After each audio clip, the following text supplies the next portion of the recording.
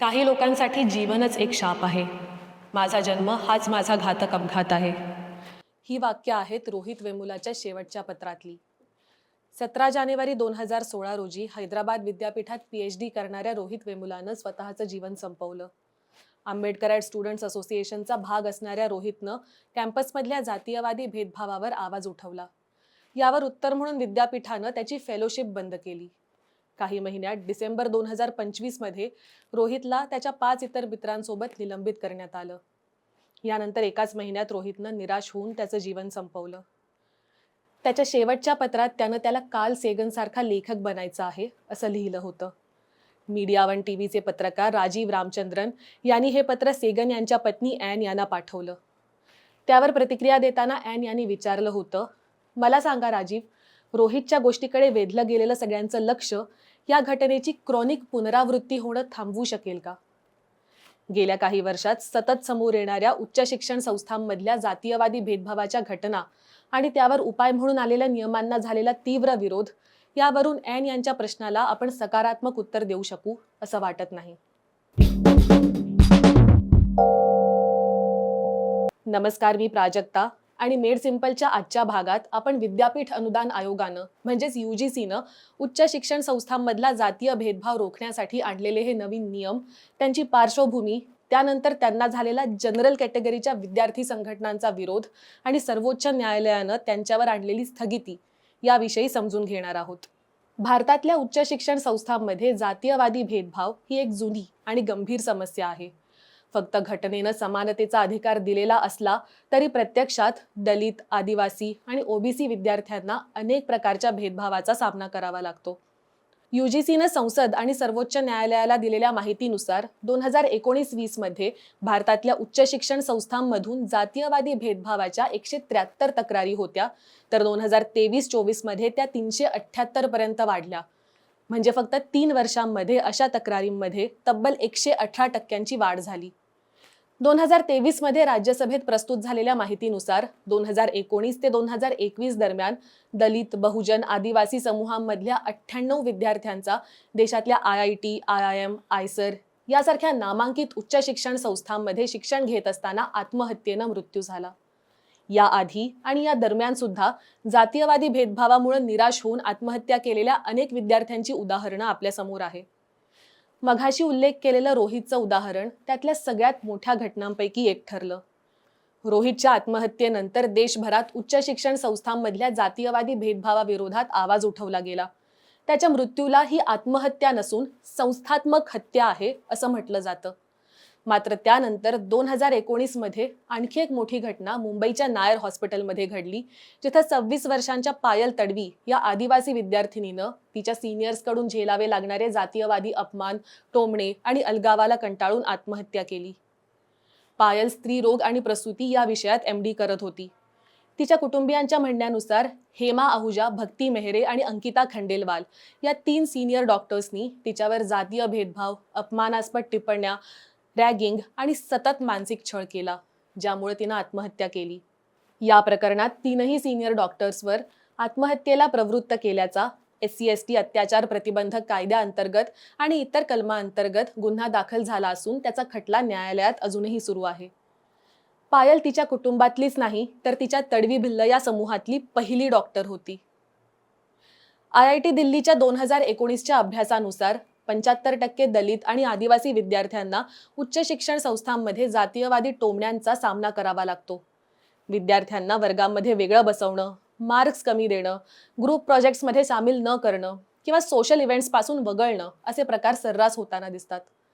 एका अभ्यासानुसार अनेक दलित विद्यार्थ्यांना आरक्षणामुळे आलात असे टोमणे सतत मारले जातात, ज्यामुळे त्यांचा आत्मविश्वास कमी होतो आणि ड्रॉपआउट रेट वाढतो. 2023च्या सुरुवातीला IIT मुंबईमध्ये दर्शन सोळंकी या 18 वर्षांच्या BTechच्या विद्यार्थ्यानं आत्महत्या केली. त्यानंतर झालेल्या प्राथमिक चौकशीत त्याला कॅम्पसमध्ये जातीयवादी भेदभाव सहन करावा लागत असल्याचे आरोप समोर आले. मात्र त्यावेळी इंडी जर्नलनं केलेल्या एका बातमी दरम्यान हे समोर आलं की विद्यार्थ्यांच्या अशा तक्रारींची दखल घेण्यासाठी संस्थांकडून ना सहानुभूती दाखवली जाते, ना त्याच्यासाठी त्यांच्याजवळ आवश्यक असलेल्या सुविधा आणि फोरम उपलब्ध आहेत. इनफॅक्ट त्यावेळी IIT मुंबईमधल्या आंबेडकर पेरियार फुले स्टडी सर्कलमधल्या काही विद्यार्थ्यांनी सांगितलं की दर्शनच्या आत्महत्येच्या काही महिन्यांपूर्वीच संस्थेत जातीयवादी भेदभाव आहे का याबद्दल एक सर्वेक्षण घेण्यात आलं होतं. मात्र त्यातून समोर आलेली माहिती उघड करण्यात आली नाही. सर्कलमधल्या काही विद्यार्थ्यांच्या हाती ही माहिती एका अभ्यासक्रमादरम्यान आली आणि त्यानंतर त्यांना अनेक विद्यार्थ्यांनी त्यांच्यासोबत जातीयवादी भेदभाव होत असल्याचं आणि त्यांच्या मनात आत्महत्येचे विचार असल्याचं म्हटलं. हे धक्कादायक सत्य समजलं. मात्र इतक्या नामांकित संस्थेनं तोपर्यंत या माहितीवर काहीही पावलं उचलली नव्हती. ही समस्या फक्त विद्यार्थ्यांपुरती मर्यादित नाही. प्राध्यापक आणि इतर स्टाफला सुद्धा अशा भेदभावपूर्वक वागणुकीला समोर जावं लागतं. उदाहरणार्थ 2024 मध्ये दिल्लीच्या एका कॉलेजमध्ये दलित प्राध्यापक दीपक मालवीय सिंह यांना जातीय भेदभावामुळे नोकरी गमवावी लागली. त्यांनी सांगितलं की प्राचार्य आणि सहकाऱ्यांकडून त्यांना अपमानित केलं गेलं. या सर्व पार्श्वभूमीवर 2019 मध्ये पायल तडवी आणि रोहित वेमुला यांच्या आई अबिदा सलीम तडवी आणि राधिका वेमुला यांनी सर्वोच्च न्यायालयासमोरच्या एका याचिकेत UGCच्या आधीच्या म्हणजे 2012च्या समन्याय नियमांच्या म्हणजेच इक्विटी रूल्सच्या अंमलबजावणीवर प्रश्न उपस्थित केले होते. जानेवारी 2025 मध्ये आताचे सरन्यायाधीश न्यायमूर्ती सूर्यकांत आणि न्यायमूर्ती उज्ज्वल भुयान यांच्या खंडपीठानं सर्वोच्च न्यायालयात स्पष्ट केलं की असे नियम फक्त प्रतिकात्मक नसावेत तर त्यांच्यात खरी ताकद असली पाहिजे. फेब्रुवारी 2025 मध्ये त्यांचा मसुदा सार्वजनिक चर्चेसाठी जाहीर करण्यात आला आणि त्यानंतर न्यायालयानं UGCला हे नियम अंतिम करून अधिसूचित करण्याची परवानगी दिली. आता हे नवीन नियम काय आहेत ते थोडक्यात पाहू. UGCनं 13 जानेवारी 2026ला university grants commission promotion of equity in higher education institutions regulations 2026 जारी केले. हे नियम सगळ्या उच्च शिक्षण संस्थांना लागू होतात. त्यात विद्यापीठं, महाविद्यालयं, डीम्ड युनिव्हर्सिटी अशा सर्व संस्था येतात. यांचा मुख्य उद्देश आहे धर्म, जात, वंश, लिंग, जन्मस्थान किंवा अपंगत्वावर आधारित भेदभाव रोखणं. हा भेदभाव प्रत्यक्ष किंवा अप्रत्यक्ष असू शकतो. याचबरोबर सगळ्या संस्थांना इक्वल ऑपॉर्च्युनिटी सेंटर म्हणजेच EOC आणि तक्रारींची चौकशी करण्यासाठी समन्याय समित्या म्हणजे इक्विटी कमिटी स्थापन करणं अनिवार्य आहे. या समन्याय समित्यांमध्ये SC, ST, OBC, अपंग आणि महिलांचे प्रतिनिधी असणं आवश्यक आहे. तक्रार आल्यानंतर 30 दिवसात चौकशी करून दोषींवर निलंबन किंवा दंड अशा प्रकारची कारवाई करणं अनिवार्य आहे. नियमांचं पालन न केल्यास UGC कडून फंडिंग थांबवणं किंवा मान्यता रद्द करणं यासारख्या कारवाया होऊ शकतात. हे नियम 2012च्या नियमांची जागा घेतात आणि ते अधिक बंधनकारक आहेत. आता हे नियम 2012च्या नियमांपेक्षा कसे वेगळे आहेत? 2012च्या UGC इक्विटी रेग्युलेशन्समध्ये फक्त SC आणि ST म्हणजे अनुसूचित जाती आणि अनुसूचित जमातींसाठी संरक्षण होतं. OBC त्यात समाविष्ट नव्हते. नव्या नियमांमध्ये OBC म्हणजे इतर मागासवर्गीय सुद्धा समाविष्ट केले गेलेले आहेत, जो एक मोठा बदल आहे. दुसरं म्हणजे 2012 मध्ये फॉल्स कंप्लेंट्स म्हणजे खोट्या तक्रारींसाठी शिक्षेची तरतूद होती, जी आता काढण्यात आली आहे जेणेकरून तक्रारदारांना भीती वाटू नये. तिसरा बदल म्हणजे नव्या नियमांमध्ये फॅकल्टी आणि नॉन टीचिंग स्टाफला समाविष्ट करण्यात आलं आहे.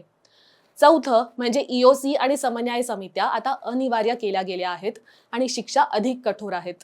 एकूणच हे नियम अधिक व्यापक आणि अंमलबजावणी करता येतील असे आहेत, जे 2012च्या व्हॉलंटरी गाईडलाईन्स म्हणजे फक्त ऐच्छिक मार्गदर्शक तत्वांपेक्षा वेगळे आहेत. जातीय भेदभावाला आळा घालण्यासाठीचे नियम किमान ऐच्छिक नसावे आणि ही गोष्ट सगळ्यांना रास्त वाटेल एवढी अपेक्षा तर आपण करूच शकतो, नाही का?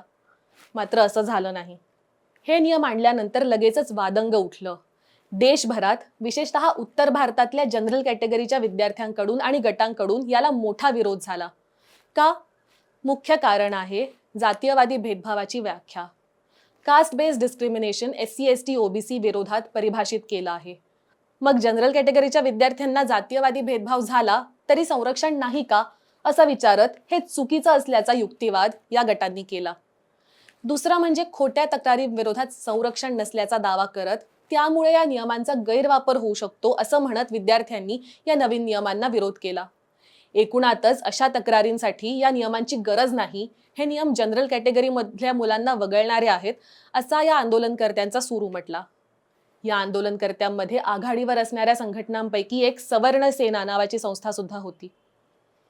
2023 मध्ये इंडी जर्नलनं केलेल्या बातमीत वंचित समूहांमधून येणाऱ्या विद्यार्थ्यांना त्यांच्या विरोधात होणाऱ्या भेदभावाची तक्रार करण्यासाठी आणि त्यांची दखल घेतली जाण्यासाठी पुरेसे फोरम उपलब्ध नाहीयेत, असं अनेक विद्यार्थ्यांनी म्हटलं होतं. UGCच्या मार्गदर्शक तत्वांमध्ये नमूद असूनही बहुतांश संस्थांमध्ये SC/ST सेल नाहीत आणि विद्यार्थ्यांच्या जातीयवादी भेदभावाच्या तक्रारी पुरेशा गांभीर्याने घेतल्या जात नाहीत, हे सुद्धा विद्यार्थ्यांनी नोंदवलं होतं. मात्र या आत्ताच्या आंदोलनकर्त्यांनी सर्वोच्च न्यायालयात या नवीन नियमांविरोधात याचिका दाखल केली आणि 29 जानेवारी 2026ला सर्वोच्च न्यायालयानं त्यांच्यावर स्थगिती आणली. न्यायालयाचं म्हणणं आहे की हे नियम अस्पष्ट आहेत, त्यांचा गैरवापर होऊ शकतो आणि ते विद्यार्थ्यांमध्ये फूट पाडू शकतात. त्यामुळे पुढची सुनावणी होऊन यावर काहीतरी तोडगा निघेपर्यंत आता 2012चे ऐच्छिक नियमच लागू राहतील. रोहितच्या मृत्यूला यावर्षी काही दिवसांपूर्वीच 10 वर्ष झाली. मात्र तो ज्या कारणासाठी लढत होता, तो लढा आता किती पुढे आलेला आहे. एक अभ्यास सांगतो की 2014 ते 2021च्या काळात देशातल्या सर्वोच्च उच्च शिक्षण संस्थांमध्ये झालेल्या विद्यार्थ्यांच्या 122 आत्महत्यांपैकी 68 म्हणजे जवळपास 55% फक्त वंचित समूहांमधले विद्यार्थी-विद्यार्थिनी होते. ऐतिहासिकदृष्ट्या सर्व नोंदी हेच दाखवतात की तथाकथित उच्च जातीय समूहांकडूनच वंचित समूहांना वेगवेगळ्या प्रकारे जातीयवादी भेदभाव आणि अत्याचाराला सामोरं जावं लागतं, प्रत्यक्ष आणि अप्रत्यक्ष दोन्ही. घटना आणि कायद्यामुळे जरी प्रत्यक्ष भेदभावाची जास्त उदाहरणं दिसत नसली तरी अप्रत्यक्ष भेदभाव जसं की टोमणे, अलगावाची वागणूक देणं अशा पद्धतीने तो सुरूच आहे. एका पिढीतून दुसऱ्या पिढीत ही वागणूक आलेली आहे, हे सर्वच क्षेत्रांमध्ये दिसतं. या नियमांना एक्सक्लुजनरी म्हणणारे सवर्ण विद्यार्थी जेव्हा असा प्रश्न विचारतात की जर आमच्यासोबत असा भेदभाव झाला तर आम्ही कुठं जायचं, आणि न्यायालय सुद्धा जेव्हा त्याला दुजोरा देतं, तेव्हा ते हे लक्षात घेत नाहीत की जी गोष्ट त्यांच्यासाठी जर तरची बाब आहे, ती गोष्ट बहुतांश वंचित विद्यार्थ्यांसाठी त्यांचं वास्तव आहे. आणि या विद्यार्थ्यांना त्या वास्तवाला सामोरं जात असताना लढण्यासाठी पाठिंबा म्हणून कोणतंही संस्थात्मक फोरम किंवा सहाय्य उपलब्ध नसतं, आणि म्हणून या नियमांची गरज आहे. मात्र जी उपेक्षात्मक भूमिका अनेकदा सवर्ण विद्यार्थ्यांची आरक्षण किंवा जातीयवादी भेदभावासंदर्भात असते, तीच भूमिका या नियमांच्या बाबतीत सुद्धा असल्याचं दिसून आलं. तर हा होता इंडी जर्नल मेड सिंपलचा आजचा भाग. हा भाग तुम्हाला कसा वाटला, या विषयाबद्दल तुम्हाला काय वाटतं, हे सगळं कमेंटमध्ये नोंदवायला विसरू नका. हा व्हिडिओ लाईक करा, शेअर करा.